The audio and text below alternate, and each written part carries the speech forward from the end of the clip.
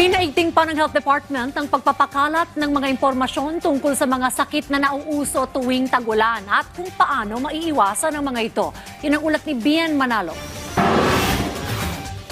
Mahigpit ang paalala ng Department of Health sa publiko mula sa mga sakit ngayong tag-ulan. Kabilang na dyan ang tinatawag na wild diseases o ang waterborne diseases, influenza-like illnesses, leptospirosis at dengue. Dahil dito, hinihikayat ng DOH ang ating mga kababayan na panatilihin ang kalinisan at ugaliing maghugas ng kamay. Ang paghugas ng kamay ay mabisang sandata laban sa mga sakit na nakakahawa.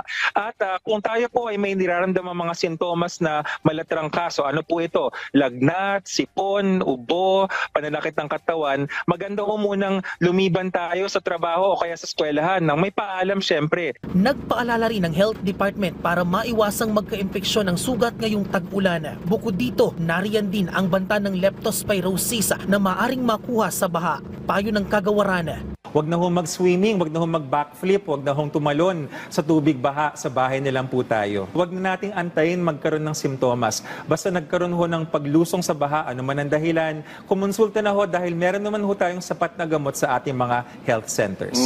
Ayon sa DOH, bagamat pababa ang bilang ng mga kaso ng tinatamaan ng hand, foot and mouth disease o HFMD sa Pilipinas mula Mayo hanggang Hunyo, hindi dapat maging kampante dahil mabilis itong makahawa kung hindi mag-iingat, lalo na sa closed spaces gaya ng bahay at eskwelahan.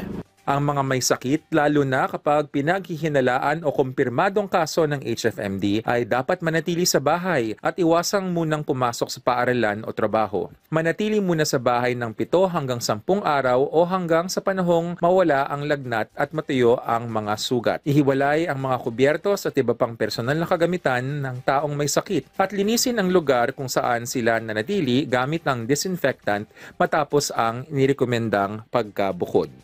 Bumaba na ang naiulat na tinamaan ng dengue sa mga nakalipas na linggo, pero muli namang nakita ng DOH ang pagsipa ng kaso nito mula 6 hanggang 8% dahil na rin sa mga pag-ulang nararanasan sa kasalukuyan. Dahil dito, pinalakas pa ng kagawaran ang kanilang kampanya laban sa dengue. Kabilang narito ang kanilang taob, taktak, tuyo at takip at alas 4 kontra mosquito. Mas pinalakas din ng ahensya ang kanilang pakikipag-ugnayan sa mga lokal na pamahalaan sa pagsugpo ng dengue. Bien Manalo para sa Pambansang TV sa Bagong Pilipinas.